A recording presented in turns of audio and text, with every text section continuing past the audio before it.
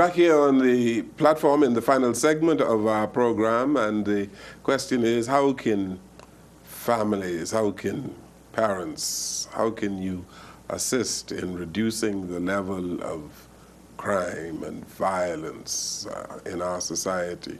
How can we bring about a better society where there is civility, where the lives of people are changed for the better, and a more commodious environment in which people can live? Well, Sunday School Rally in the Alley is one way to do it. John Ferguson and I have been talking about it. And Mr. Ferguson, we have talked about the level of dysfunction in homes. And you mentioned that our families are largely responsible for the rearing of children. Yes, yes. Well, I think what needs to happen now in our Bahamas, a lot of the traditions of family values is still alive and well in the Family Islands, you know. In the Family Islands? Oh yeah, oh yeah. I've lived in the Family Islands, particularly Andros and Ilucho. A lot of the real family tradition where Grammy looking out for the grandchildren, Auntie and Tita and the rest of them, the whole neighborhood is like helping to grow up that child in comparison to what is happening in the city. And it brings to the point where there must be a community effort between parents, children, and other offsprings to grow children up. Because if we don't do that, if we don't get back to that particular aspect of the family, these youngsters are going to have nothing to attach themselves to. You see, it's nothing like a youngster going somewhere and he's looking around, let me see who I know here. Oh, there's my uncle, or there's my cousin, or there's my grandfather. He feels a sense of connection. But if he has no one to connect to, he feels isolated. And he becomes to get to the point where, man, I have to survive. How do I survive? Because nobody checking for me. Nobody checking for me, and so he gets desperate. He's isolated inwardly, and he's isolated externally because he wants things. He sees things he wants, but nobody is paying him no attention. His tennis has holes in it. He sees another youngster who has a Nike or Air Jordan. He wants that too. But he needs someone who can help him, who can lift him up out of this conundrum that you mentioned. He needs help to get out of there. And that's what I have found out from our Sunday school started. All these youngsters wanted was an opportunity, someone to help lift them.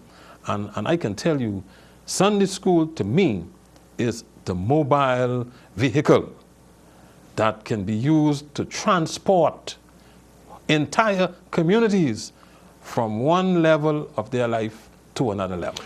But while that is true, Mr. Ferguson, the problem that we probably have that we have not mentioned is what drives people today. Yeah. What drives the average Bahamian, the parent. And the parent is not driven by excellence. The parent is not driven by ensuring that, well, my children are cared for and well behaved.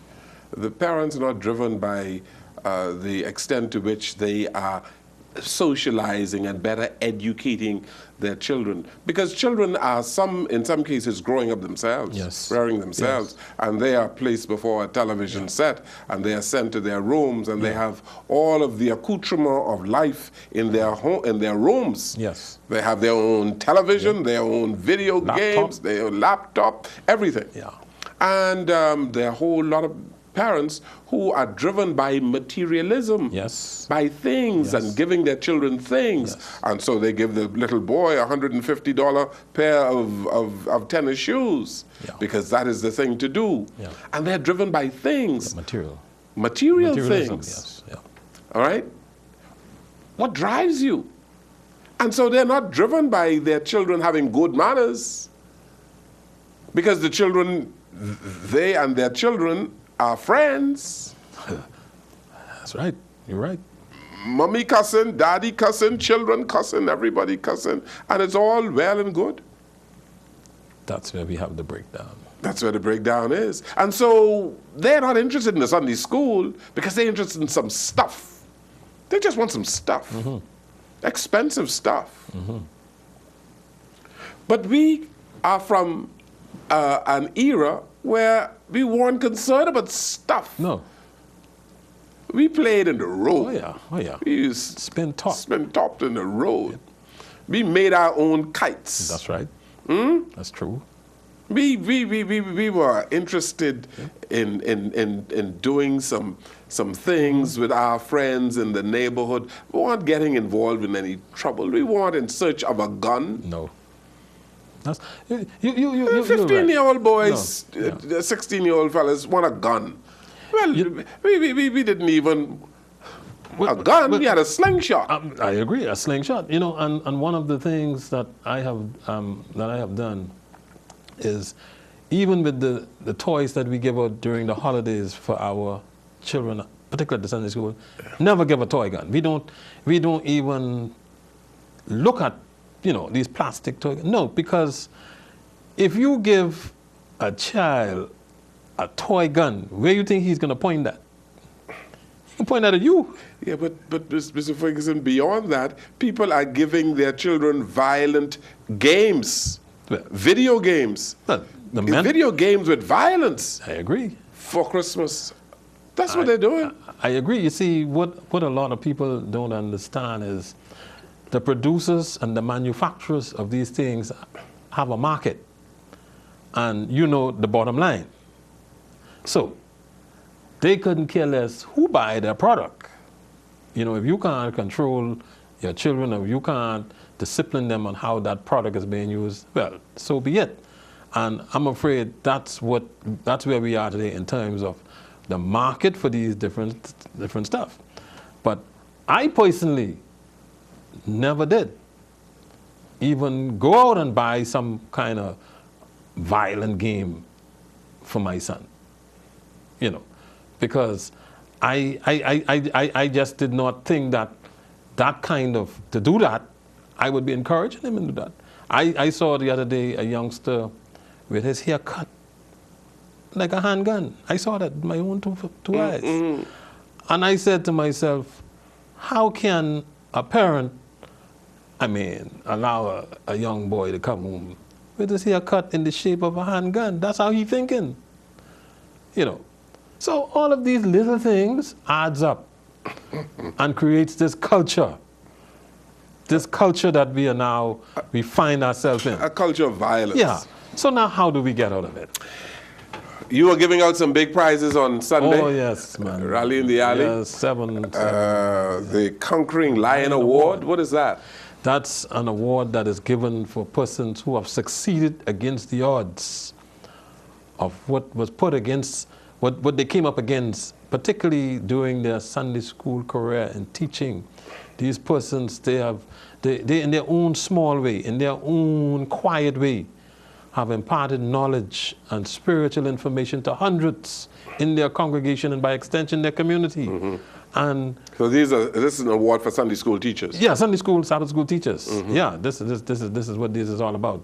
And I tell you, you know, it's a rewarding thing to be able to present that. You know, we've had almost 80, 90 persons who have already received it, and they cherish it because, you know, Mr. Jones, you know, you have to give people things while they can appreciate it. Yeah.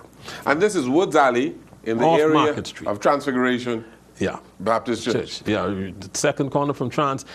Persons who come into the rally, they'll feel the vibration before they reach. Is that right? Oh man, they'll feel it. You're gonna have the band? the Bahama Brass Band, the Urban Renewal Band. They're gonna light that place up.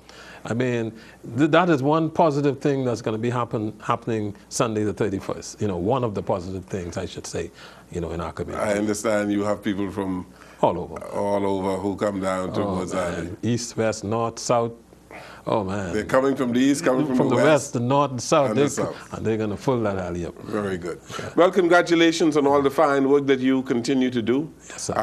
And this is your 15th annual Sunday School Rally in the Alley.